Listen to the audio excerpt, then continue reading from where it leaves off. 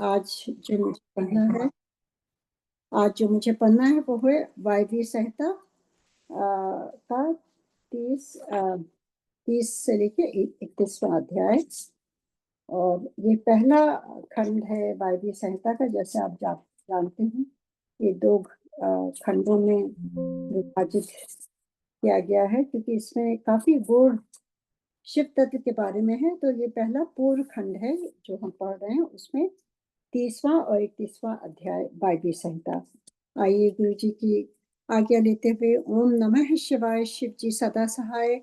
ओम नमः शिवाय, गुरु जी सदा सहाय। जय गणेशाय नमः। तो आज देखते हैं यहाँ पर ऋषियों को वायु देवता इतना ज्ञान बांट रहे हैं यहाँ पर, और उनके थ्रू हम सबको भी ये ज्ञान का पिटारा ये हम सब के लिए खुला हुआ है। To each one, whoever wants to take what, it's all available. अगर आपको अपने आप से सेल्फ स्टडी करते हैं, वो बहुत ही आवश्यक है कि अगर हमें इस पथ पर अग्रसर होना है, आगे बढ़ना है, समझना है, तो हमें सेल्फ स्टडी तो करना ही करना है। जैसे कि हम सब एग्जाम्स जब लेते थे तो किस प्रकार से, जब तक घर में नहीं पढ़ते थे अपने आप, वो चीजें नहीं साफ साफ समझ में आती थी। वैसे ही ये शिव पुराण भी, ये ग्रंथ ऐसा है। तो आइए देखते हैं क्या गुरुजी हमें समझाएंगे और क्या हम समझ पाएंगे। गुरुजी को बहुत बहुत आग्रह करते हुए कि हम सब पर अनुग्रह करें। अनुग्रह मतलब ब्लेस करें हम सब को, कि हमारी बुद्धि एकदम शांत रहे और समझ पाए हम। जय गुरु जी। तो आज शुरू करते हैं। ऋषियों के प्रश्न का उत्तर देते हुए वायुदेव के द्वारा शिव के स्वतंत्र एवं सर्व अनुग्राहक स्वरूप का प्रतिपादन। मतलब सर्व अनुग्राहक मतलब सबको ब्लेस करने वाले। जैसे हमारे गुरु जी हैं, वो सबको ब्लेस करते हैं। तदंतर ऋषियों ने कई कारण दिखाकर पूछा, वायुदेव, यदि शिव सदा शांत भाव से रहकर ही सब पर अनुग्रह करते हैं, तो सबकी अभिलाषाओं को एक साथ ही पूर्ण क्यों नहीं कर देते हैं? जो सब कुछ करने में समर्थ होगा, वह सबको एक साथ ही बंधन मुक्त क्यों नहीं कर सकेगा? यदि कहें, अनादिकाल से चले आने वाले सबके विचित्र कर्म अलग अलग हैं, अतः सबको एक समान फल नहीं मिल सकता, तो यह ठीक नहीं है, क्योंकि कर्मों की विचित्रता भी यहाँ नियामक नहीं हो सकती। कारण कि वे कर्म भी ईश्वर के कराने से ही होते हैं। इस विषय में बहुत कहने से क्या लाभ?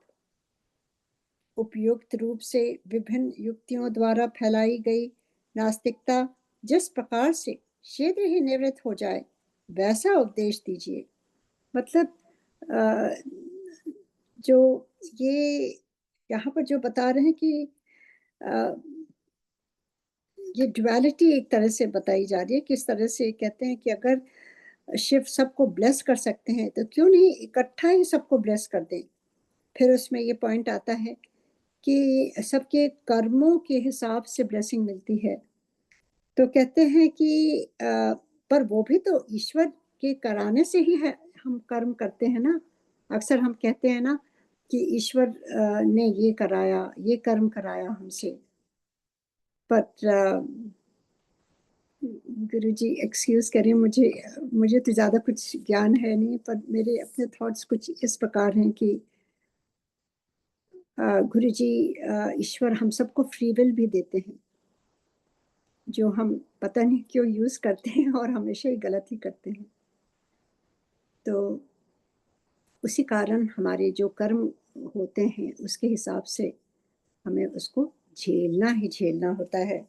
तो यहाँ पर वो कह रहे हैं, इस विषय में कहने से क्या लाभ है। बहुत कहते हैं कि वायु देवता ने कहा। अब वो वायु देवता उनको बताते हैं, ब्राह्मणों को, जो भी ऋषि मुनि वहां बैठे हैं, वहां पे ये तप चल रहा है, ज्ञान का तप है। और वैसे ही हम सब भी एक साथ बैठे हैं और गुरुजी हमको जितनी हमारी बुद्धि कहते हैं ना कि कभी कभी माइंड हमारा एक्सपैंड होता है, इतना एक्सपैंड होता है कि everything can just fill in there, और कभी कभी एकदम जो है एक्सपैंड नहीं होता है, कॉन्ट्रैक्ट कर जाता है, एकदम से छोटा हो जाता है, उस समय कुछ भी नहीं समझ में आता है। तभी कहते हैं माइंड की एक्सरसाइज भी होती है। जब हम प्राणायाम वगैरह करते हैं, it expands everything, your understanding, your whole brain kind of expands. कई चीज अंदर जो होती हैं वो ये ब्रीथिंग एक्सरसाइज के द्वारा ये सब हम कर सकते हैं। इतना इम्पोर्टेंट है ये। फोकस भी उसी से आता है।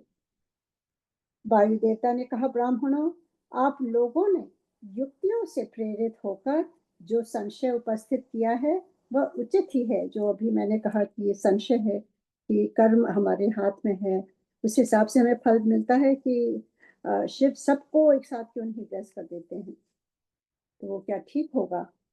तो कहते हैं कि वो संशय उपस्थित किया है, वो उचित ही है, क्योंकि किसी बात को जानने की इच्छा अथवा तत्व ज्ञान के लिए उठाया गया प्रश्न साधु बुद्धि वाले पुरुषों में नास्तिकता का उत्पादन नहीं कर सकता। मतलब कोई भी अगर हम क्वेश्चन करते हैं स्पिरिचुअलिटी में, इसका मतलब ये नहीं है कि हम बिलीव नहीं करते हैं। It is just curiosity. एक स्पिरिचुअल क्यूरियोसिटी भी बहुत आवश्यक है, otherwise life becomes very stagnant. कि आप चुपचाप बस सुन रहे हैं, you need to think also. You may differ from a person who is trying to teach you. You may have a better awareness. You may have a better understanding. तो ये कह रहे हैं कि मैं इस विषय में ऐसा प्रमाण प्रस्तुत करूंगा जो सब पुरुषों के मोह को दूर करने वाला है।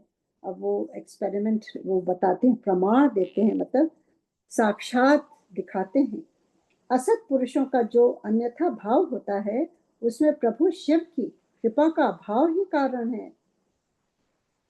कहते हैं असत पुरुषों का जो अन्यथा भाव होता है, मतलब जो डिफरेंट तरीके से सोचते हैं, मतलब विदाउट एनी फेथ, तो कहते हैं उसमें प्रभु शिव की कृपा का भाव ही कारण है। क्योंकि फेथ ही तो पूरी ब्लेसिंग से ही मिलता है। फेथ में क्या है? फेथ में व्हेन यू बिलीव 100% कि no matter what is happening in my life, it is the will of my Lord. That is complete faith. And if He has brought me to this situation, He is going to help me. Only He can help me. He is my anchor. He is my savior. When you keep repeating that in your mind, He has to come and help you. But if you keep repeating, अरे अब मेरा कुछ नहीं हो सकता, अब तो गुरुजी सुनते नहीं हैं, मैं क्या करूं, मैं इतना फंस गया हूँ, ये वो उटपटांग जो बोलने लगते हैं हम, दुखी मन में किस तरह से उलाहनाएं देने लगते हैं। लोगों को फोन उठा उठा के सब जगह अपनी नेगेटिव बांटना शुरू कर देते हैं।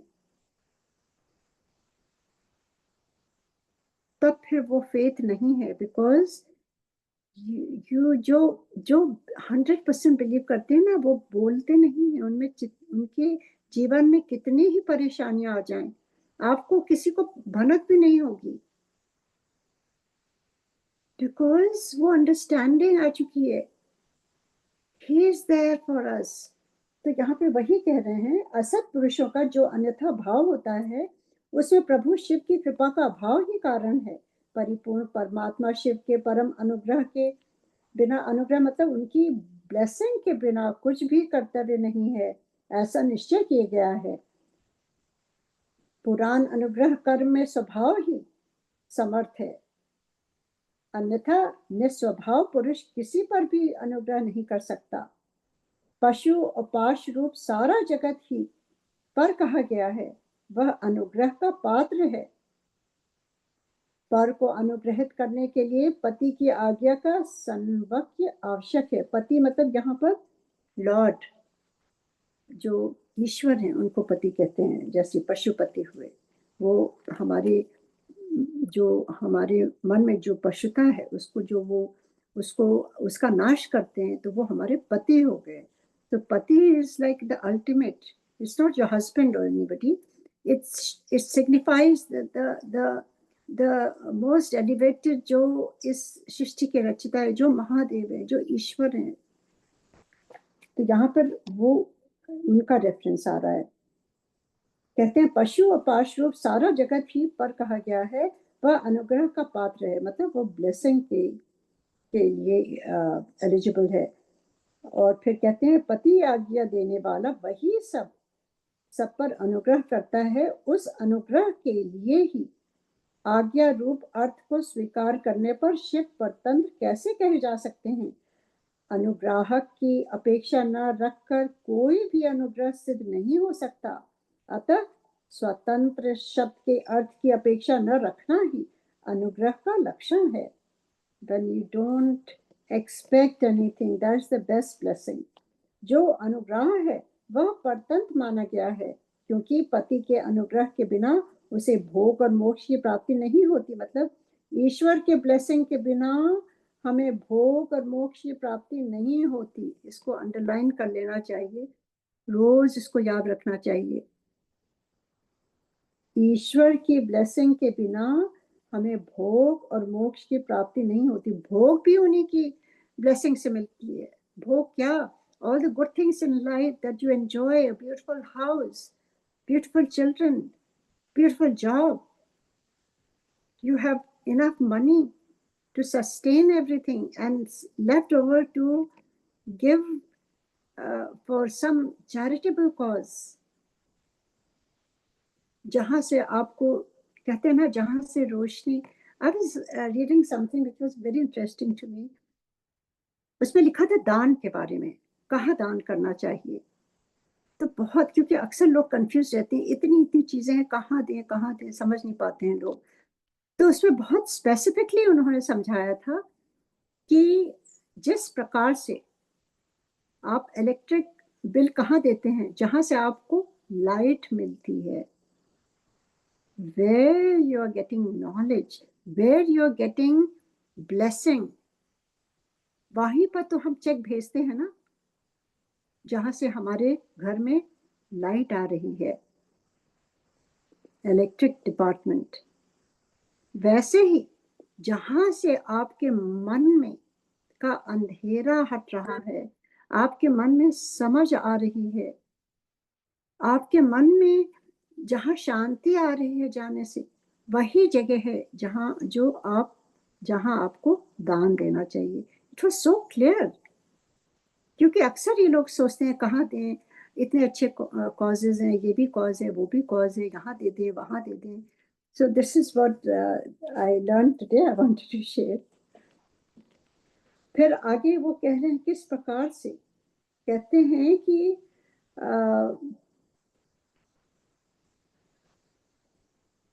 जो कहते हैं अनुग्रह के बिना, ईश्वर के अनुग्रह के बिना हमें भोग और मोक्ष की प्राप्ति नहीं होती।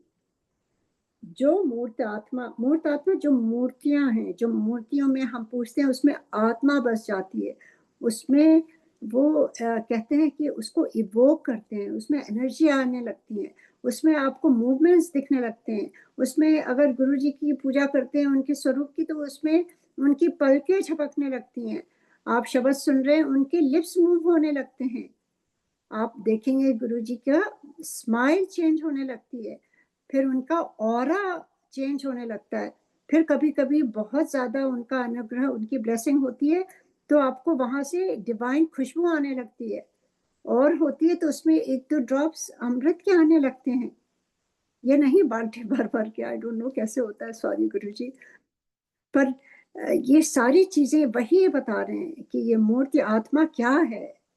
This is when you devote, when you have so much faith, जब आप एकदम लीन हो जाते हैं भक्ति में, जब आपका कोई और होता ही नहीं है, केवल गुरु जी हैं, गुरु जी हैं, गुरु जी हैं। जब आपके आंखों से आंसू बहने लगते हैं, भक्ति के, दुख के नहीं, शिकायत के नहीं, जब वो ब्लिस में हो जाते हैं, that is what it is.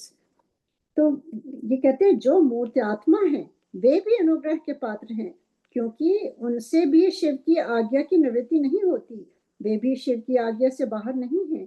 यहाँ कोई ऐसी वस्तु नहीं है जो शिव की आज्ञा के अधीन ना हो, because he is the ultimate. उन्हीं की आज्ञा से सब कुछ होता है। वो थोड़ी सी छूट जो उन्होंने दी है हम लोगों को, उसमें ही हम गड़बड़ चल देते हैं। उनकी आज्ञा से ही लाइक रोबोट हम चलते रहें तो बहुत अच्छी जगह पहुंच जाएंगे, पर जहां अपना दिमाग यूज किया वहीं हमने गलती खाई। यहाँ कोई ऐसी वस्तु नहीं है जो शिव की आज्ञा के अधीन ना हो। सकल सकल मगर मतलब सगुण या साकार जो मूर्ति है, जैसे वो सकल साकार, साकार रूप में, जैसे गुरु जी साकार रूप में थे, देह में थे, होने पर भी जिसके द्वारा हमें निष्कल निर्गुण या निराकार शिव की प्राप्ति होती है, उस मूर्ति या लिंग के रूप में साक्षात शिव ही विराजमान है। वह शिव की मूर्ति है, यह बात तो उपचार से कही जाती है। जो साक्षात निष्कल तथा परम कारण रूप शिव हैं, वे किसी के द्वारा भी साकार अनुभव से उपलक्षित नहीं होते, ऐसी बात नहीं है। यहाँ प्रमाण गम्य होना उनके स्वभाव का उत्पादक नहीं है। प्रमाण अथवा प्रतीक मात्र से अपेक्षा बुद्धि का उदय नहीं होता। मतलब अगर आप प्रूफ लेना चाहते हैं तब आपकी अपेक्षा बुद्धि नहीं होती। मतलब प्रूफ के बारे में बहुत ज्यादा ना ध्यान दें, वे परम तत्व के उपलक्ष्य मात्र हैं, इसके सिवा उनका और कोई अभिप्राय नहीं है। कोई ना कोई मूर्ति ही आत्मा का साक्षात उपलक्षण होती है, शिव की मूर्ति है। इस कथन का अभिप्राय यह है कि उस मूर्ति के रूप में परम शिव विराजमान है। मूर्ति उनका उपलक्षण है, जैसे काष्ठ आदि मतलब लकड़ी आदि आलंबन का आश्रय लिए बिना केवल अग्नि कहीं उपलब्ध नहीं होती। अगर लकड़ी नहीं होगी तो आप अग्नि कैसे जलाएंगे? Where will you get the light, or where, how can you ignite? अगर लकड़ी ही नहीं है या कागज ही नहीं है, कुछ चीज चाहिए होगा ना। उसी प्रकार से शिव की मूर्ति साकार हो जाती है, मूर्ति में ही शिव है। ये मतलब it's like a understanding that we must follow, जो यहाँ हमें बताया जा रहा है। शिव उस मूर्ति के रूप में परम शिव विराजमान है।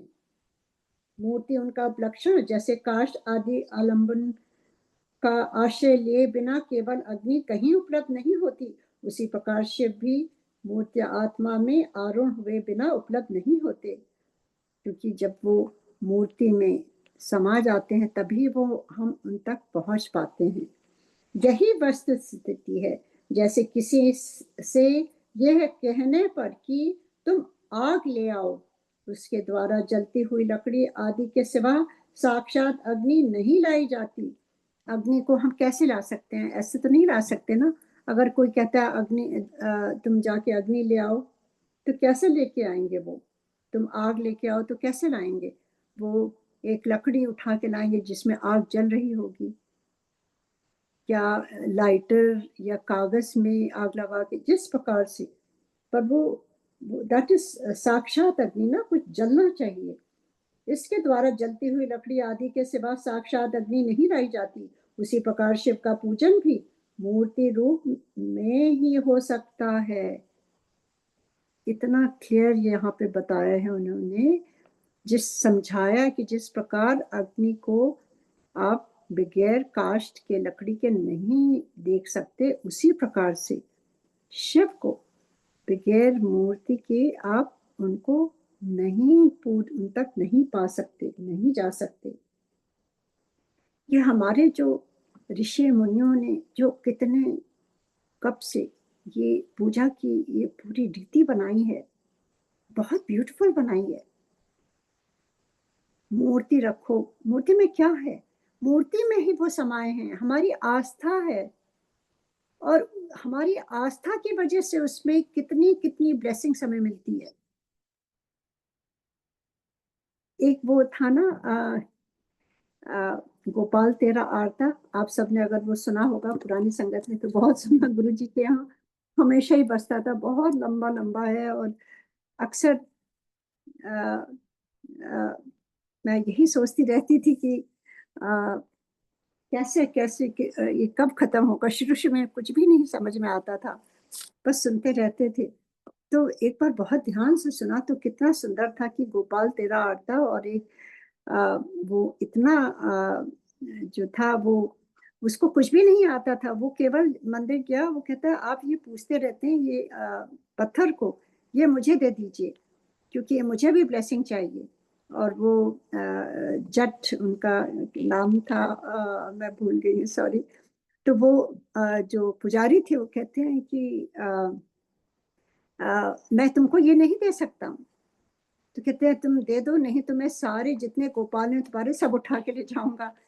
तो वो डर जाते हैं, कहते हैं ये तो बहुत जट टाइप का है, तो उसको एक कपड़े में लपेट के दे देते हैं कि ये है गोपाल। अब वो मंदिर में देखता था कि ये पंडित जी पूजा करते हैं, उनको आरती देते हैं और उनको नैवेद्य चढ़ाते हैं और वो उनको खिलाते हैं, और फिर वो जो प्रसाद होता है वो हम लोगों को दिया जाता है। तो बेसिकली वो इतना, आई थिंक कभी कभी इग्नोरेंस भी बहुत जरूरी है। बहुत हम दिमाग यूज करते हैं ना, तो हम उल्टा ही सोचते हैं। तो वो प्योर फेथ, उसने ये सोचा कि ये भगवान को खाते ही खाते हैं भगवान। और वो जब वो नहीं माना कि हाँ हमें एक चाहिए, एक चाहिए, नहीं तो हम सब उठा ले जाएंगे, तो वो घबरा के पंडित जी ने एक दे दिया उनको, एक पत्थर दे दिया लपेट के कपड़े में। अब वो घर ले गया और जैसे पंडित जी करते थे वैसे उनको बैठाया, स्नान कराया, पूजा पाठ उनको सब रीति से किया जैसे वो देखता था वहां पर। और उसके बाद फिर उसने भी भोजन गुरु जी को वो उनको अर्पण किया, गोपाल को। और कहने लगा कि अब आप खाइए इसको पहले। अब वो तो पत्थर थे, वो कैसे खाते। वो कहता है कि नहीं, जब तक आप नहीं खाएंगे मैं नहीं खाऊंगा। हट कर लिया उसने, भक्ति में हट। और उसने कुछ भी नहीं खाया, बहुत समय बीत गया। तो कहता है कि जब तक आप नहीं खाओगे मैं नहीं खाऊंगा। बहुत समय बीत गया, बहुत बुरा उसका हाल हुआ। तब भगवान को आना पड़ा, वो आए वहां साक्षात। कहते हैं अच्छा अब तुम खा लो ये। मैंने ये खा लिया, अपने हाथों से उसे खिलाया। ये इतना सुंदर शब्द है, अगर आप सुन पाए तो जरूर सुनिएगा, गोपाल तेरा आरता। तो यहाँ पे वही याद आती है कि किस तरह से वो मूर्ति में ही साक्षात, वह साक्षात शिव के प्रति किया गया ही माना जाता है, जो भी आप वो मूर्ति में करते हैं। लिंग आदि में विशेषतः अर्चा विग्रह, अर्च जो अर्चना करते हैं, अर्चना विग्रह में जो पूजन कृत्य होता है, जो पूजा करते हैं हम, वह भगवान शिव का ही पूजन है। लिंग से भी करते हैं और मूर्ति पूजा भी। उन मूर्तियों के रूप में शिव की भावना करके हम लोग शिव की ही उपासना करते हैं। जैसे परमेष्ठी शिव, परमेष्ठी मतलब जो योगी होते हैं, जैसे परमेष्ठी शिव मूर्त आत्मा पर अनुग्रह करते हैं, उसी प्रकार मूर्त आत्मा में स्थित शिव हम पशुओं पर अनुग्रह करते हैं। क्योंकि जैसे मैंने कहा हम सब पशु हैं, पशु मतलब एनिमल्स नहीं, जीव। और पशुपति वो हमारे ईश्वर पति, इस ईश्वर। तो कहते हैं उसी प्रकार वो शिव भी हम पर हमें ब्लेस करते हैं। परमेष्ठी शिव ने मतलब योगी, सबसे बड़े योगी तो शिव ही है ना। तो योगी शिव, परमेष्ठी परमेष्ठी शिव ने लोगों पर अनुग्रह करने के लिए ही सदा शिव आदि संपूर्ण मूर्त आत्माओं को अधिष्ठित अपनी आज्ञा में रखकर अनुग्रहित किया है। मतलब उन्होंने ही अपनी आज्ञा में, मतलब अपने अनुसार उनको ब्लेस किया है। भगवान शिव सब पर अनुग्रह ही करते हैं, जैसे गुरु जी हम सब पर अनुग्रह ही करते हैं ना, ब्लेस करते हैं ना, ब्लेसिंग्स ऑलवेज। ये नहीं कहते कि when you listen to me only then I bless you, और when you are good only then I bless you. Guru ji की ब्लेसिंग्स क्या है, ऑलवेज।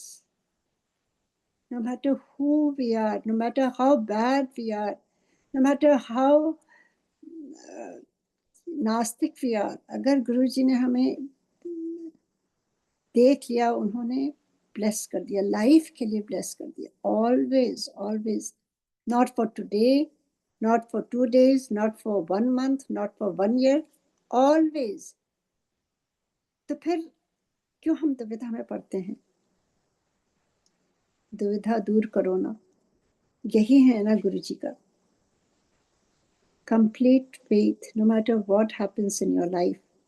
कभी डगमगाना नहीं चाहिए, उनका हाथ पकड़े पकड़े आगे निकल जाए, दुख सुख जो भी मिलता है, मान अपमान, उसके बियॉन्ड जाना है।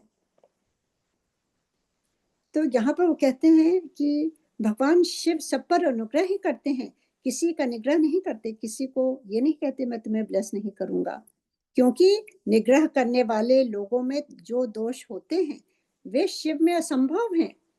निग्रह जैसे हम लोग निग्रह करते हैं, वी डिफ्रेंशिएट, ये अच्छा है, ये बुरा है, she is not deserving, he is not deserving, इसने ये किया था, उसने वो किया था, गांठ बांधे रहते हैं सालों सालों, पता नहीं कितनी कब कब से कब तक कुछ बात हुई थी 10 साल पहले, अभी तक 1 साल पहले, 10 साल पहले, अभी से उसको पकड़े पड़े हैं, पकड़े हुए हाथ में, अपने मस्तिष्क में, अपने दिल में।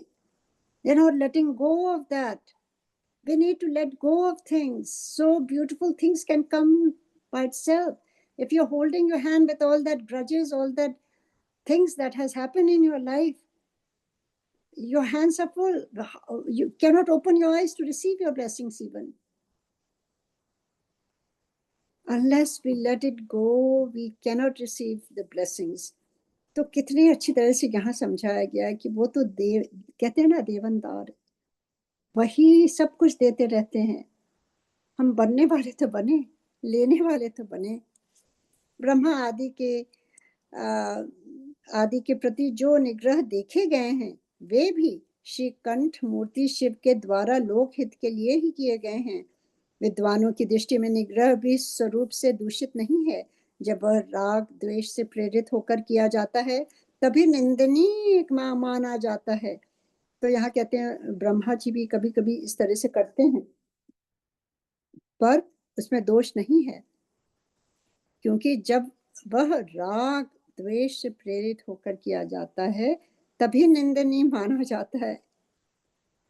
इसलिए दंडनीय अपराधियों को राजाओं की ओर से मिले हुए दंड की प्रशंसा की जाती है। यदि साधु की रक्षा करनी है तो असाधु का निवारण करना ही होगा।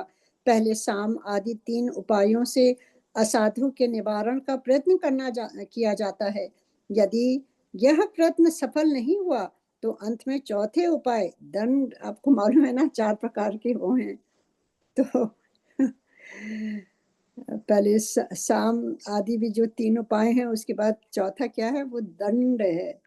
अगर आप फिर भी नहीं समझेंगे तो फिर दंड तो मिलना ही होता है। वैसे ही गुरु जी 3 बार तो वो आपको चांस देते हैं, उसके बाद तो फिर दंड ही मिलता है अगर हम सुनते नहीं, if we don't follow the right path. और गुरु का मतलब ये नहीं है कि कभी हमारे जीवन में कुछ आएगा ही नहीं। अगर हम जानबूझ के वही गलती रोज रोज करें और फिर माफी मांगते रहें तो वो तो माफी के लायक कैसे हो सकती है जब हम जानबूझ के वही वही कर रहे हैं।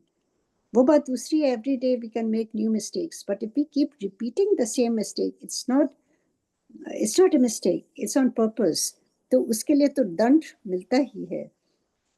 यह दंडांत अनुशासन लोकहित के लिए ही किया जाना चाहिए, बहुत जरूरी है ना इस जगत में। अगर सभी अगर अपने मनमानी होने लगे तो क्या होगा? There has to be a system जो अच्छी तरह से उसका पालन करे, नहीं तो वो जंगल राज हो जाता है ना उसी प्रकार से। तो बहुत जरूरी है अनुशासन के। गुरु जी अनुशासन प्रिय थे, यही उसने उसके औचित्य के परिलक्षित कराता है।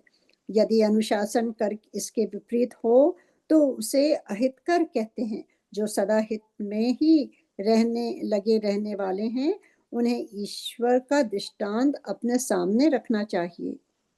ईश्वर केवल दुष्टों को ही दंड देते हैं, इसलिए निर्दोष कहे जाते हैं। अतः जो दुष्टों को ही दंड देता है वह उस निग्रह कर्म को लेकर सत्पुरुषों द्वारा लांछित कैसे किया जा सकता है। लोक में जहाँ कहीं भी निग्रह होता है वह यदि विद्वेष पूर्वक न हो तभी श्रेष्ठ माना जाता है। जो पिता पुत्र को दंड देकर उसे अधिक शिक्षित बनाता है वह उससे द्वेष नहीं करता, क्योंकि बता रहे हैं यहाँ तरह तरह से एग्जाम्पल्स दिया जा रहा है जिससे हम समझ पाए। कहते हैं जैसे एक पिता है वो अपने पुत्र को दंड देकर ही समझाता है ना, उसको एजुकेशन, अगर वो पढ़ता नहीं है तो दंड, पहले तो मुर्गा बना दिया जाता था, और उसको समझाने के लिए वो भी बहुत ज़रूरी है, क्योंकि एक पॉइंट्स होते हैं आपकी ईयर में जो दबाने से आपका मस्तिष्क काम करने लगता है। पुराने ज़माने की जो दंड होती थी वो बहुत ही साइंटिफिक थी वो भी। आजकल तो आप कुछ कह भी नहीं सकते बच्चों को, इतने हम सॉफ्ट हम बच्चों को बना रहे हैं। ज़रा से कुछ कहते हैं oh it will hurt his feelings. I don't agree with that.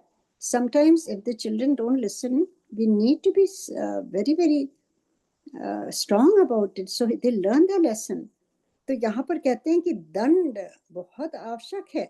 एक पिता पुत्र को दंड देकर उसे अधिक शिक्षित बनाता है, वह उससे द्वेष नहीं करता, मतलब he loves him so much, तभी तो उसको सही रास्ता दिखाने के लिए, दैट इज इम्पोर्टेंट। जैसे माली एक बगीचे में प्रून करता है ना, जैसे पेड़ और भी सुंदरता से बढ़े, ये नहीं कि वो उसको कष्ट दे रहा है, उसी प्रकार से यहाँ समझाया जा रहा है। शिव की आज्ञा का पालन ही हित है, और जो हित है वही उनका अनुग्रह है, जो हित है वही उनकी ब्लेसिंग है। अतएव सबको हित में नियुक्त करने वाले शिव सब पर अनुग्रह करने वाले कहे गए हैं। जो उपकार शब्द का अर्थ है उसे भी अनुग्रह ही कहा जाता है, क्योंकि उपकार भी हित रूप ही होता है। अतः सबका उपकार करने वाले शिव सर्वा अनुग्राहक हैं। शिव के द्वारा जड़ चेतन सभी सदा हित में ही नियुक्त होते हैं, परंतु सबको जो एक साथ और एक समान हित की उपलब्धि नहीं होती, इसमें उनका स्वभाव ही प्रतिबंधक है। मतलब लोगों का स्वभाव, उनका नहीं स्वभाव, हमारा स्वभाव, how we are, living our life, what we are doing, उसके हिसाब से हमें ब्लेसिंग मिलती है। जैसे एग्जाम में हम जिस प्रकार से लिखेंगे उसी प्रकार से हमें मार्क्स मिलते हैं। अगर हम अपने हेल्थ पर ध्यान देते हैं उसी प्रकार से हमारी हेल्थ भी फली फूलित होती है।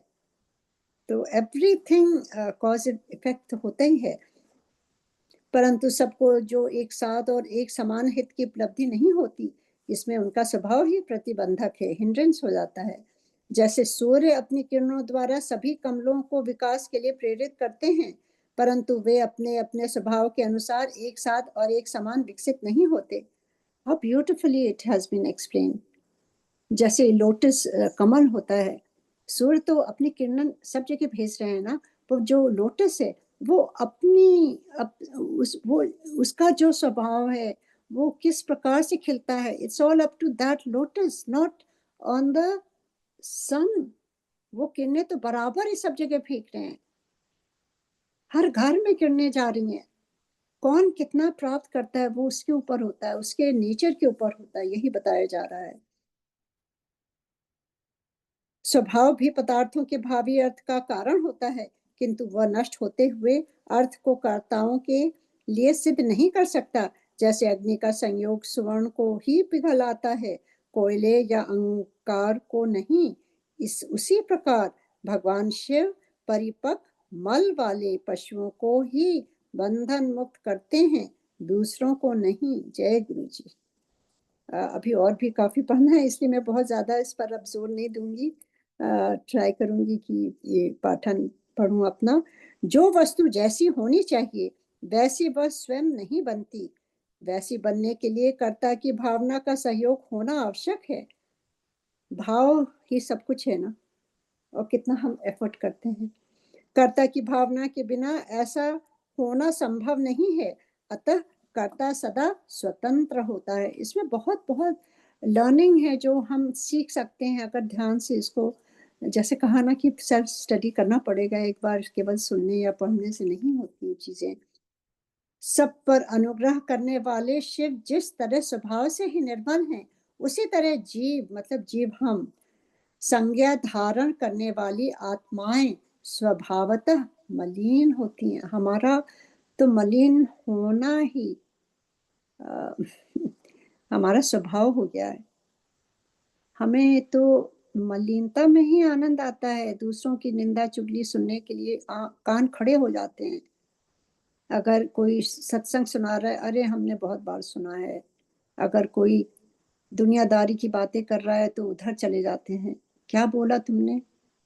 कभी आपने कहा अच्छा आपने क्या सत्संग सुनाया था, फिर से सुनाइए। This is the reality. हमारे जो जीव आत्मा है ना, it it swings on the on those मलिन थिंग्स। ये हमारा नेचर है। उसको दूसरी तरफ ले जाने के लिए एफर्ट करना पड़ता है। सुबह जागना होता है, सुबह उठ के गुरु जी के साथ बैठना होता है, ईश्वर को याद करना होता है, आलस का त्याग करना होता है। नहीं तो रजाई ओढ़ के पड़े रहो। So this is the difference. This is what he's trying to say कि ईश्वर तो हम सब पर कृपा करते हैं, पर हमारे भाव कैसे हैं और हम कितना डिजर्व करते हैं, उसी हिसाब से हमें ब्लेसिंग मिलती है। कोई पार्शियलिटी नहीं है। This is the scientific truth. माली जितनी मेहनत करेगा, आपका बगीचा उतना ही सुंदर होगा। माँ जितनी मेहनत करेगी बच्चों के ऊपर, बच्चे भी वैसे ही निकलेंगे। आप जितना सेल्फ स्टडी करेंगे, वैसे ही आपको शिव पुराण और अच्छी तरह से समझ आने लगेगा। It has nothing to do with outward things. It's all inside. Basically, he's trying to say that everything is within us. But हमारी हमारी जो आत्मा है ना, वो जो हम जीव हैं, वो हमेशा मलिन की तरफ टिल्ट करते हैं, बिकॉज वो हमारा स्वभाव बन गया है। We enjoy doing all those lowly things. निंदा चुगली क्रोध ईर्ष्या द्वेष हिंसा करना झूठ बोलना, all those things, क्योंकि वो जीव हम उसी से ही आनंद उठाना सीख गए हैं। कोई बहुत सच बोलता है तो उसकी हंसी करते हैं, कहते हैं हटो हटो ये हरिश्चंद्र। हमने सुना है कितनी बार होता है ये। Because it's they don't see those things these days. कहते हैं सभी लोग झूठ, इट्स नॉट राइट, सभी लोग नहीं झूठ बोलते हैं। जो जिसका जो भाव होता है उसी हिसाब से वो बिहेव करता है। तो यहाँ पे यही समझाया गया है, बहुत अच्छी तरह से समझ आना चाहिए हमें। कभी का हम कंप्लेन नहीं कर सकते हैं, because we are getting what we deserve. ऐसा सोच लीजिए, बस यही यहाँ बता रहे हैं वो शिव जी बता रहे हैं। वायवी जो यहाँ पे वायवी संहिता है, इसमें वायु देव किस प्रकार से उन्हीं के रूपमान है वो, और वो बता रहे हैं किस प्रकार से। क्योंकि कहते हैं कि भगवान शिव तो अनायास ही, सॉरी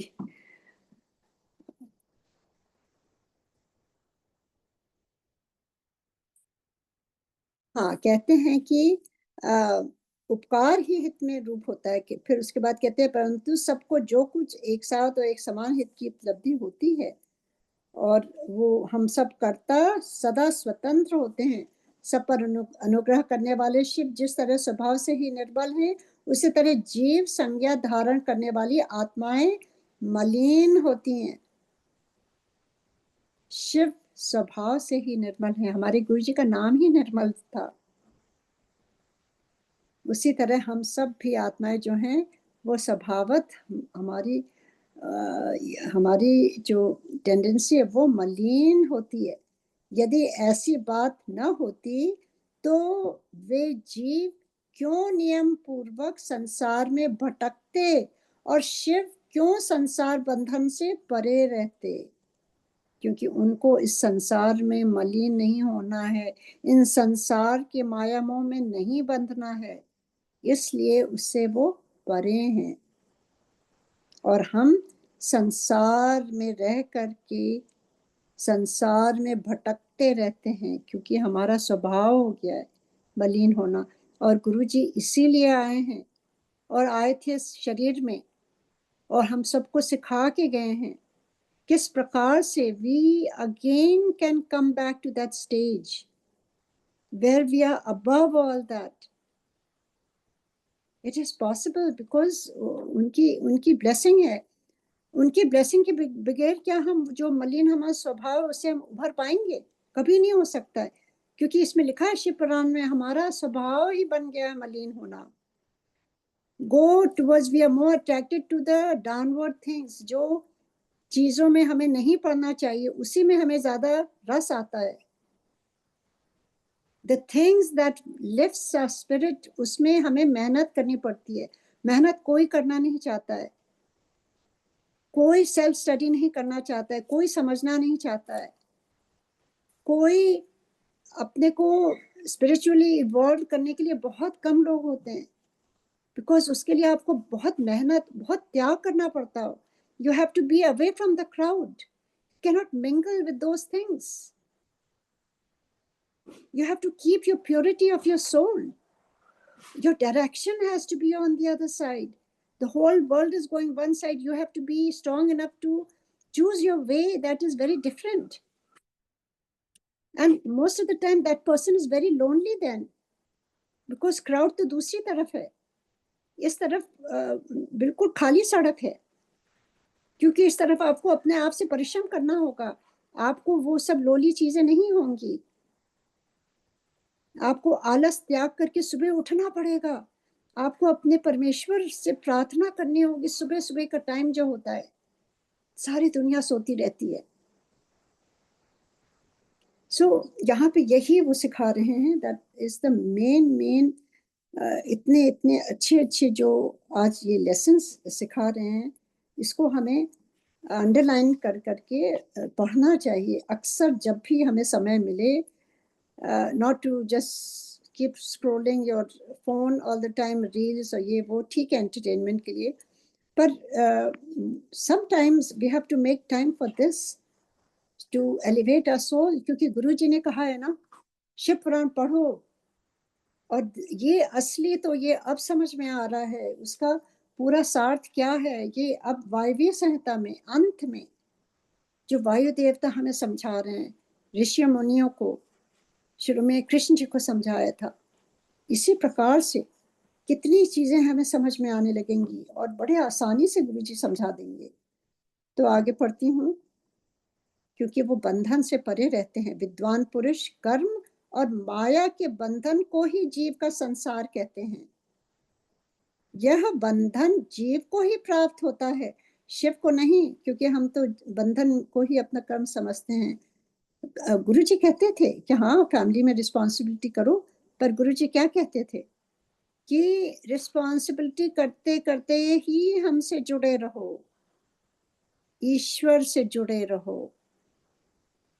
गुरु जी कहते थे मैं कोई संसार छुड़ाने नहीं आया हूँ, मैं कोई परिवार छुड़ाने नहीं आया हूँ, बस मुझे याद करो और इंसान बनो।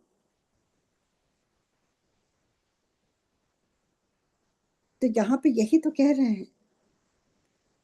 और फिर कहते हैं यहाँ पर, यह बंधन जीव को ही भी प्राप्त होता है, शिव को नहीं। शिव तो कभी भी, गुरु जी क्या बंधे, उनका परिवार भी था, क्या कभी बंधे हैं वो?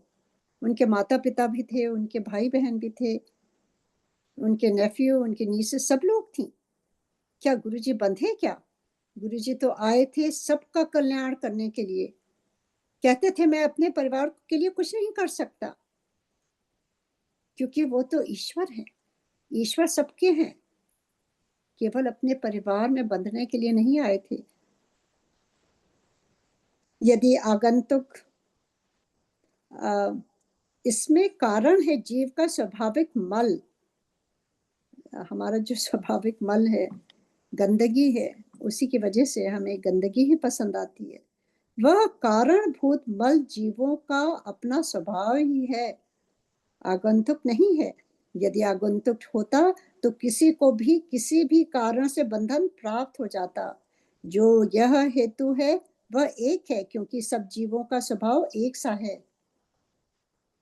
यद्यपि सबने एक सा आत्म भाव है, तो भी मल के परिपाक और अपरिपाक के कारण कुछ जीव बद्ध हैं और कुछ बंधन से मुक्त हैं। तो हमारी अपनी स्वभाव के कारण कुछ जीव जो बंधे हुए हैं माया मोह से, और कुछ जो हैं वो बंधन से मुक्त हैं। मतलब इस संसार में रहते हुए अपने परिवार की जिम्मेदारियां करते हुए भी वो उस बंधन से मुक्त हैं, क्योंकि उन्होंने अपने को अपने रहन सहन में बहुत चेंज करना पड़ा उन्हें। वो कहते हैं ना, जैसे अंत्येष्ठित जो है वो योगी संसार में रहते हुए भी, आप जब एक योगी की तरह रहें, इन द सेंस आप स्पिरिचुअल जो जर्नी उस पर आप रहें, जो कोई भी नहीं चल रहा है उस रास्ते आप जब धीरे धीरे बढ़ने लगते हैं, that is your own journey. वो कहते हैं वो बंधन से मुक्त हैं। और फिर कहते हैं जो यह हेतु है वह एक है, क्योंकि सब जीवों का स्वभाव एक सा है। यद्यपि सब में एक सा आत्मभाव है, तो भी मल के परिपाक और अभिपार के कारण कुछ जीव बद्ध हैं और कुछ बंधन से मुक्त हैं। बद्ध जीवों में भी कुछ लोग लय और भोग के अधिकार के अनुसार उत्कृष्ट और निकृष्ट होकर ज्ञान और ऐश्वर्य आदि की विषमता को प्राप्त होते हैं। कहते हैं कि फिर भी वो किस प्रकार से, या तो अपने अनुसार उत्कृष्ट, उत्कृष्ट मतलब ऊपर, निकृष्ट मतलब नीचे होकर ज्ञान और ऐश्वर्य आदि की विषमता को प्राप्त होते हैं। अर्थात कुछ लोग अधिक ज्ञान और ऐश्वर्य से युक्त होते हैं तथा कुछ लोग कम। कोई मूर्त आत्मा होते हैं और कोई साक्षात शिव के समीप विचरने वाले होते हैं। मूर्ति आत्माओं में कोई तो शिव स्वरूप हो छहों अवतारों के ऊपर स्थित होते हैं, कोई अधवाओं के मध्य मार्ग में महेश्वर होकर रहते हैं, और कोई निम्न भाग में रुद्र रूप से स्थित होते हैं। तो यहाँ डिफरेंट डिफरेंट कैटेगरीज हैं। शिव के समीपवर्ती स्वरूप में भी माया से परे होने के कारण उत्कृष्ट, मध्यम और निकृष्ट के भेद से 3 श्रेणियां होती हैं। तभी गुरुजी कहते थे ना, कौन किस लेवल में है ये मेरी सीक्रेट है। संगत के लिए कहते थे, हर एक सोल का डिफरेंट लेवल है, उसी के हिसाब से गुरुजी ब्लेस करते थे। These were his words. तो यहाँ पे यही तो लिखा है कि वो अपने, कहते हैं ये बहुत इंपॉर्टेंट है, इसको अंडरलाइन करना चाहिए, शिव के समीपवर्ती स्वरूप में भी माया से परे होने के कारण उत्कृष्ट, मध्यम और निकृष्ट के भेद से 3 श्रेणियां होती हैं, 3 लेवल होते हैं। वहां वहां निम्न स्थान में आत्मा की स्थिति है, मध्यम स्थान में अंतर आत्मा की स्थिति है, और जो सबसे उत्कृष्ट श्रेणी का स्थान है उसमें परमात्मा की स्थिति है। ये ही क्रमशः ब्रह्मा, विष्णु और महेश्वर कहलाते हैं। कोई वसु जीव परमात्म पद का आश्रय लेने वाले होते हैं, कोई अंतरात्मा पद पर और आत्म पद पर प्रतिष्ठित होते हैं। भगवान शिव तो अनायास ही समस्त पशुओं को बंधन से मुक्त करने में समर्थ हैं, फिर वे उन्हें बंधन में डाले रखकर क्यों दुख देते हैं। अब ये कह रहे हैं कि भगवान ही तो जो है हमें बंधों, हम सब जीव को बंधन से मुक्त करने में समर्थ है, पर वो क्यों बंधन में डाल देते हैं और फिर दुख देते हैं। यहाँ ऐसा विचार या संदेह नहीं करना चाहिए, क्योंकि सारा संसार दुख रूप ही है।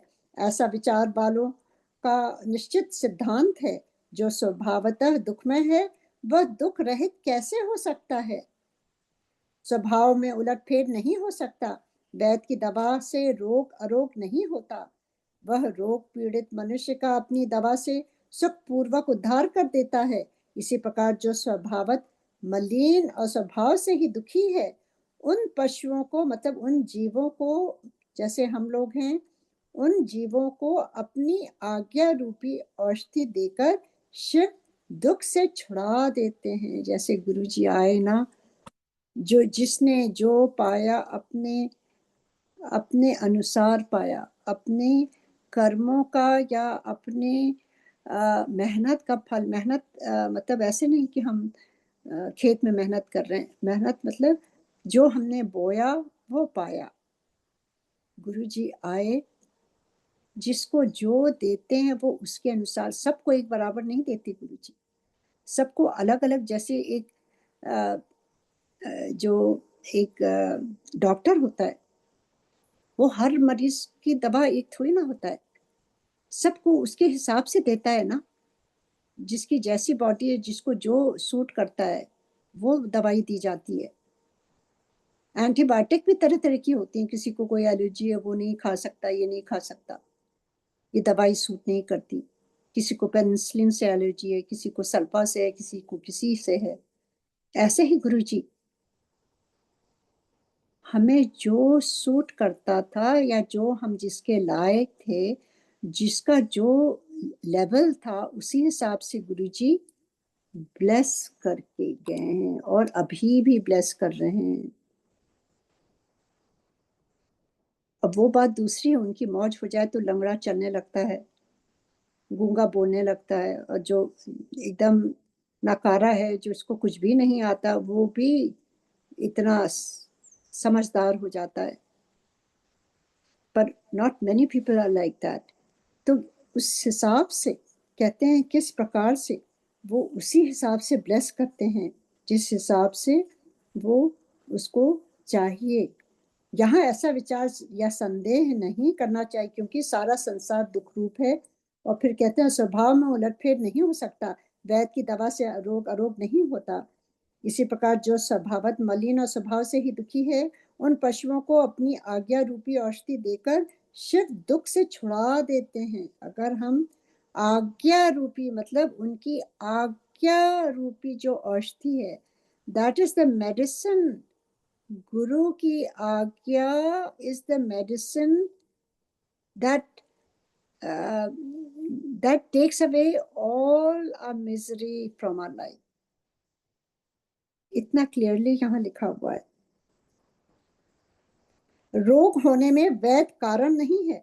वैध थोड़ी ना, अब डॉक्टर थोड़ी ना, आपको कोई बीमारी हुई तो डॉक्टर को हम नहीं ब्लेम कर सकते, इसी प्रकार से हम गुरु जी को नहीं ब्लेम कर सकते ना। अगर हमारे कुछ प्रॉब्लम आती है तो हम गुरु जी को कैसे ब्लेम करें? इट्स नॉट, उसने थोड़ी ना, उन्होंने थोड़ी ना ये रोग पैदा किया है। वो हमारे अपने गलत खान पान से रोग पैदा होते हैं ना, या गलत सोच से होते हैं, या जो भी हो, जेनेटिक्स कुछ भी कह लीजिए, या अपने कर्मों के द्वारा जो भी कह लीजिए, उसमें भगवान का क्या लेना देना है? ये हमारे बोए हुए हैं सारे कुछ जो हम सामने आते हैं, उसको समझाने के लिए गुरुजी आज ये चैप्टर हमें पढ़वा रहे हैं। समझना बहुत जरूरी है, क्यों दुख आता है और क्यों, क्या करना चाहिए हमें उस समय। यहाँ यही इसका ध्येय है इस अध्याय का, और समझाया जा रहा है किस प्रकार की श्रेणी होते हैं और किस प्रकार से। इतने इजी लैंग्वेज में लिखा है, इसको मैं फिर से पढ़ती हूँ। वैद्य की दवा से रोग अरोग नहीं होता है, वह रोग पीड़ित मनुष्य का अपनी दवा से सुख पूर्वक उद्धार कर देता है। जैसे गुरु जी की वजह से थोड़ी ना हमें सफरिंग होती है, वो तो सफरिंग हमारी खत्म करने के लिए, हमारा उद्धार करने के लिए। इसी प्रकार जो स्वभावत मलिन और स्वभाव से ही दुखी है, उन पशुओं को अपनी आज्ञा रूपी औषधि देकर शिव दुख से छुड़ा देते हैं। रोग होने में वैद्य कारण नहीं है, परंतु संसार की उत्पत्ति में शिव कारण है। जो रोग सफरिंग है वो कारण नहीं है, उनके कारण नहीं है, पर जो संसार में उत्पत्ति हुई है वो शिव कारण है, वही है रचिता। अतः रोग और वैद्य के दृष्टांत से शिव और संसार के दृष्टांत में समानता नहीं है, इसलिए इसके द्वारा शिव पर दोष आरोपण नहीं किया जा सकता। Stop blaming Guruji for anything in your life. Be grateful, be in his grace. Always thank him, thank him, thank him. That's, हम उनकी वो आज्ञा दे रहे हैं कि हम उनकी चरणों में बैठ सकते हैं और अपने जो पाप हैं उसको हम बख्श करा सकते हैं. Every day we are doing things we are not supposed to do. Our thought process is so messed up. कभी हम सच ठीक सोचते ही नहीं है, उल्टा ही सोचते हैं. किसी ने अच्छा आकर कहा हमसे, हम 10 बार सोचते हैं क्या कुछ चापलूसी करके गया, क्या उसका कुछ अल्टीरियर मोटिव था. हम बिलीव ही नहीं कर पाते हैं. अच्छाई में भी हम संशय करते हैं. कोई आपकी मदद करता है उस पर भी हम संशय करते हैं, क्यों मदद कर रहा है, क्या बात है, ऐसे कौन करता है, कोई नहीं करता. तो यहाँ बहुत इजी है समझना. अब आगे पढ़ते हैं. अतः रोग और वैद के दृष्टांत से शिव और संसार के दृष्टांत में समानता नहीं है, इसलिए इसके द्वारा शिव पर दोष आरोपण नहीं किया जा सकता. जब दुख स्वभाव सिद्ध है, मतलब दुख तो आता ही आता है, तब शिव उसके कारण कैसे हो सकते हैं. जीवों में जो स्वाभाविक मल है, मतलब हमारे अंदर जो गंदगी है, वही उन्हें संसार के चक्र में डालता है. वही उल्टी सोच हमें चक्र में ले जाता है. वही नेगेटिविटी ऐसे ऐसे ऐसे बढ़ने लगती है कि वो रोग में बदल जाती है, वो एंजाइटी में बदल जाती है, वो स्लीपलेस नाइट्स में बदल जाती है. रात में जब हम सोते हैं टाइम से, तो हमारे सारे अंगों का ये रिपेयर का टाइम होता है. अगर हम पास्ट इतने बजे के बाद तक जगे रहते हैं, वो टाइम खो देते हैं. उस पार्ट, जो बॉडी पार्ट को रिपेयर करने का टाइम होता है.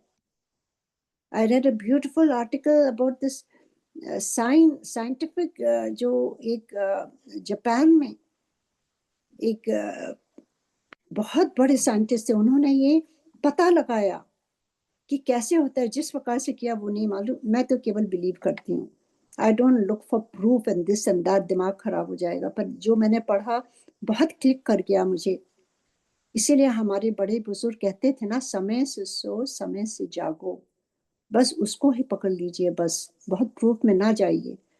उसमें लिखा था कि I think it said between 11 और 12 से लेकर के 2 बजे तक, पता नहीं, लंग्स आपका, ये पूरा चेस्ट, पहले तो ब्रेन का जो होता है नर्वस सिस्टम वो रिपेयर होता है.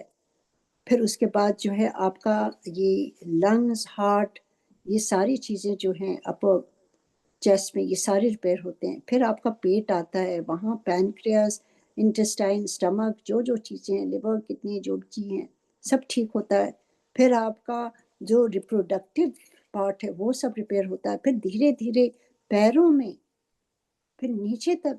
वो एक इतनी ब्यूटीफुली उन्होंने समझाया था कि इट वाज अमेजिंग. इसीलिए मैं सोचती थी कि इसीलिए पुराने ऋषि मुनि यही कहते थे ना, जब अंधेरा हो खाना नहीं खाओ, क्योंकि जब तुम रात में देर से खाओगे तो वो पार्ट जो रिपेयर होना है उसमें तो पूरा भरा हुआ, वो रिपेयर कैसे होगा. It has to be digested. वो आज कब कहते थे, और वो आज यहाँ पे साइंस प्रूव कर रहा है, तो हम फॉलो कर रहे हैं. क्योंकि वेस्टर्न साइंटिस्ट ने कहा है कि ये कीटो डाइट बहुत ज़रूरी है, आप 4-5 बजे के बाद कुछ नहीं खाइए. हमारे ऋषि मुनि तो उसी समय कह गए थे, अंधेरे होने से पहले ही आप नहीं खाइए. अब हम, क्योंकि ये सबने बोला हुआ है, तो अब हम ये फॉलो कर रहे हैं कि 4-5 बजे के बाद आपको अन्न नहीं खाना चाहिए, आपको पेट में कुछ नहीं होना चाहिए, because that person has taught such beautifully. तो ये हमारा जो सिविलाइजेशन है बहुत आगे रहा है. We should be very proud. हमारे जितने भी ये चीजें होती हैं फास्टिंग की, देखिए अब फास्टिंग का हो रहा है. कहते हैं 16 to 18 आवर्स फास्टिंग करेंगे तो आपके कैंसर सेल्स मर जाते हैं, कोई बीमारी नहीं होती है. हाँ, और हमारा क्या होता था, ये फास्टिंग थी तो होती थी ना, अन्न नहीं खाते थे, लाइट खाते थे.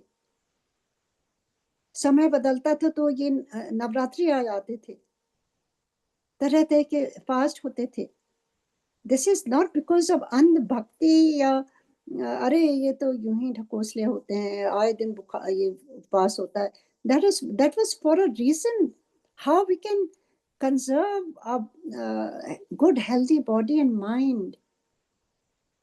नवरात्रि में अगर आप अन्न छोड़ देते हैं उसमें कोई बुराई नहीं है, because that is the change of weather. Weather जब चेंज होता है बॉडी भी चेंज होती है। उसी प्रकार से जब पूर्णमासी आती है और जब अमावस्या आता है, उसी वो 15 दिनों में बहुत रिपेयर होता है।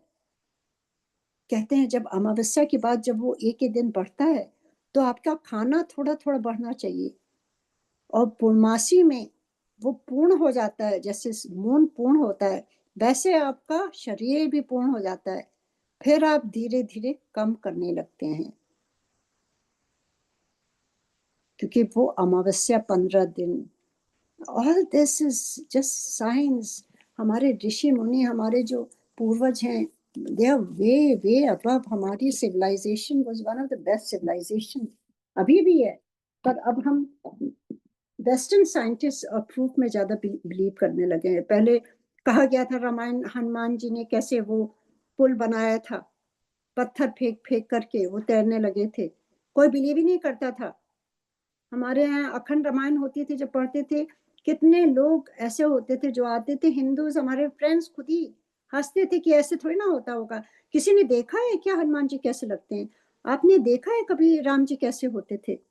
दे आर क्वेश्चनिंग ऑल दैट।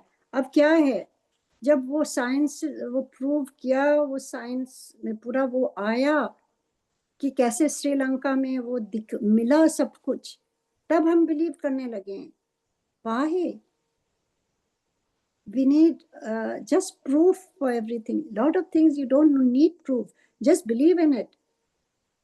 हम इंडिया में छोटे बच्चे थे तो कभी सोचा था कि अमेरिका कैसा होगा, कभी देखा तो था नहीं, बुक्स में पढ़ते थे तो हम बिलीव कर लेते थे ना। तो ये क्यों नहीं बिलीव कर रहे हैं हम, ये सारी चीजें इट्स द सेम थिंग। तो ये बहुत आवश्यक है ये सारी चीजें समझना, जो यहाँ शिव पुराण में इतना ब्यूटीफुली आज का ये जो अध्याय है। पता नहीं, मुझे तो ऐसा लग रहा है गुरु जी हम सबको समझा रहे हैं कितनी चीजें। I hope we can remember at least few of them. आगे पढ़ते हैं। वो कहते हैं कि उन पशुओं को जो अपनी आज्ञा रूपी औषधि देकर शिव दुख से छुड़ा देते हैं, रोग होने में वैद कारण नहीं है, परंतु संसार की उत्पत्ति में शिव कारण है।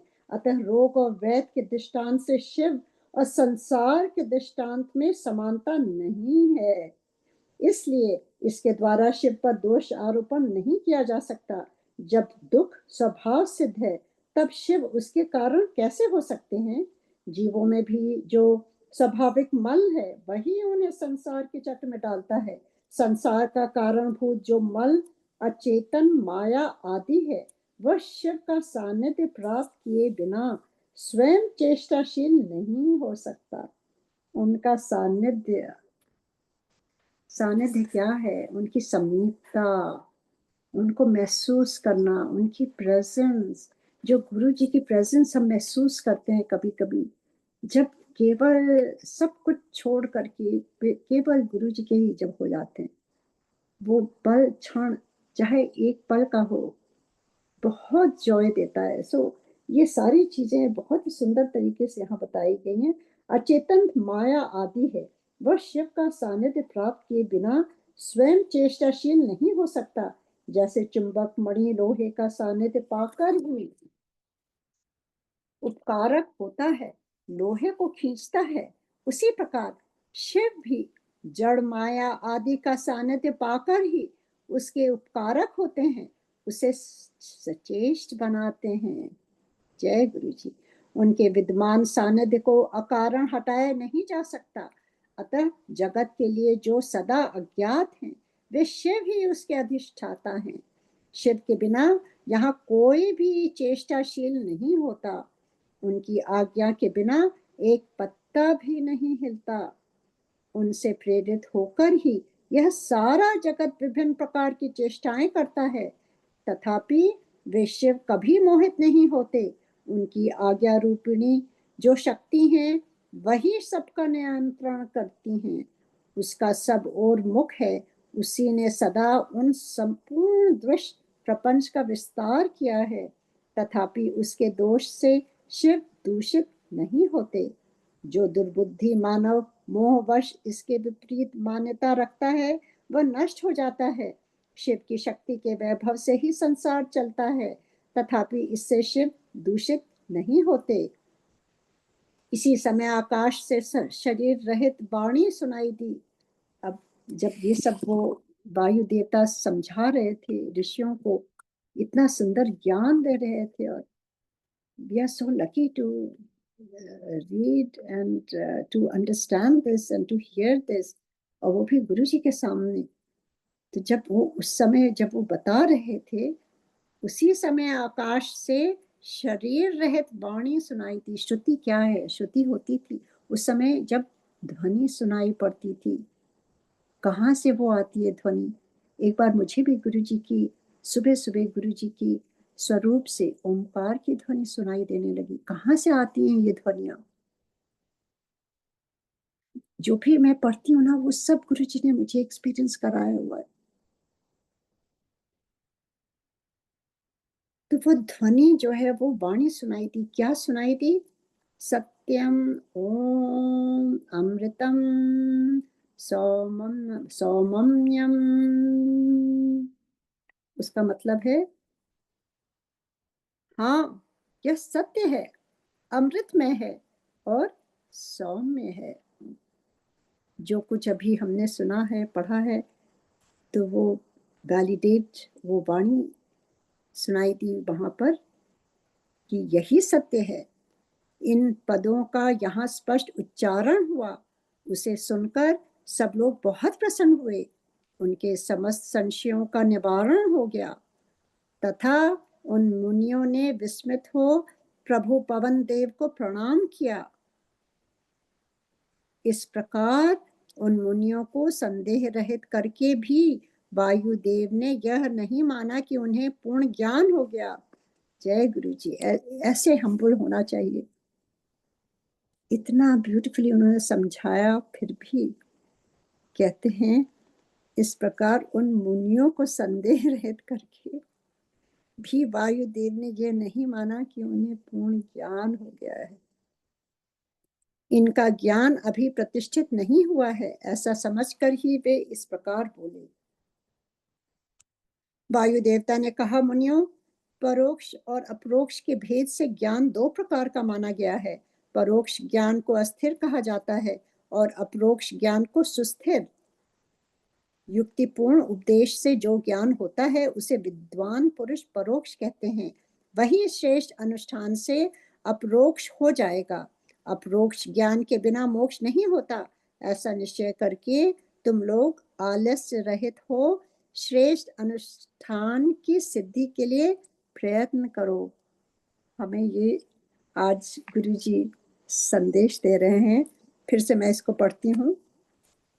ज्ञान के बिना मोक्ष नहीं होता, ऐसा निश्चय करके तुम लोग आलस्य रहित, आलस्य बहुत बड़ा हिंड्रेंस है जो हमें अपनी कहते हैं मैक्सिमम जो हमारी कैपेसिटी है स्पिरिचुअल जर्नी में जाने की, जो हम सब में है, पर वो एकदम सबड्यूड है ना, एकदम लेटेंट है, नीचे है। तो उसको जो हिंड्रेंस जो है वो आलस्य ही तो है कि हमें वो उठने नहीं देता है सुबह टू वेलकम द सनराइज। उससे पहले जो लालिमा होती है आकाश में, इतनी सुंदर होती है, वो क्रिएटर से मिलने का समय होता है। उनको थैंक्स करने का होता है, उनकी ब्यूटीफुल नेचर को देखने का होता है। उन्होंने हमें उठाया है, उनको धन्यवाद देने के लिए होता है। हम चल सकते हैं, हम देख सकते हैं, हम समझ सकते हैं। कितने लोग तो उठ ही नहीं पाते। वो समय केवल अपनी क्रिएटर के लिए होता है, अपने गुरु के लिए होता है। तो वो आलस्य जो है वो हिंड्रेंस है, वही बाधक है उसके लिए। तो कितने ब्यूटीफुली कह रहे हैं कि ज्ञान के बिना मोक्ष नहीं होता, ऐसा निश्चय करके तुम लोग आलस्य रहित हो श्रेष्ठ अनुष्ठान की सिद्धि के लिए प्रयत्न करो। तो हम सबके लिए है कि हम सबको प्रयत्न करना है अपने श्रेष्ठ अनुष्ठान की सिद्धि के लिए आलस्य रहित होकर। और थैंक यू सो मच गुरुजी। आज का अध्याय यहीं समाप्त होता है और इसके साथ मेरा पाठन भी। गुरुजी इतना शुक्राना है, इतना सुंदर आपने आज का ये पाठ में इतनी हर एक लाइन में, हर एक वर्ड में इतनी मीनिंग और इतना ज्ञान। और वायु देवता को भी मैं प्रणाम करती हूँ कि उनकी वजह से हम सब ये सुन पा रहे हैं, देख पा रहे हैं, और गुरु जी की वजह से हम ये पढ़ पा रहे हैं और उनकी ही प्रेरणा, उनके ही बताए हुए वचन का पालन कर पा रहे हैं गुरु जी। और जो सुनता है उसका भी फला भला और जो सुनाता है उसका भी। आप सब सुन रहे हैं, गुरु जी सबको ब्लेस कर रहे हैं जो जो सुन रहे हैं। और गुरु जी की हम सब पर ब्लेसिंग रहे यूं ही गुरु जी। यहीं यूं ही आप समझाते रहिए और हम सब के लिए आसान कर दीजिए कि हम समझ पाएं उसको, आसान हिंदी में समझ पाएं गुरु जी। कभी कभी कई कई वर्ड्स ऐसे होते हैं जो समझ नहीं पाते हैं। तो मैं आपको एक बात बताना चाहती हूँ कि मैं कभी भी, मुझे मौका ही नहीं मिलता है कि मैं उसको गूगल करके देखूं क्या मतलब है। To tell you the truth I don't know. जब भी मैं कुछ पढ़ती हूँ ना, ऐसा शब्द आता है अचानक ही मेरे मन में कुछ कौंध जाता है और मुझे लगता है यही होगा। I am not sure, I think it is right but I am not sure गुरु जी। जो भी त्रुटियां हो उसके लिए क्षमा करिएगा गुरु जी। और संगत जी आप सब भी सॉरी अगर मैंने कुछ गलत वाक्य पढ़े हों, कहे हों, या अपनी विचारधारा आपके ऊपर मैं थोपना नहीं चाहती हूँ। जो जो मैं शेयर करती हूँ दोज आर माई थॉट्स, आपके अपने थॉट्स हैं। जिसको जो सूट करता है वही फॉलो करना चाहिए। जय गुरु जी, जय गुरु जी, जय गुरु जी। अब हम गुरु जी का मंत्र जाप करेंगे और फिर गुरु जी की आरती करेंगे। Thank you so much. जय गुरु जी।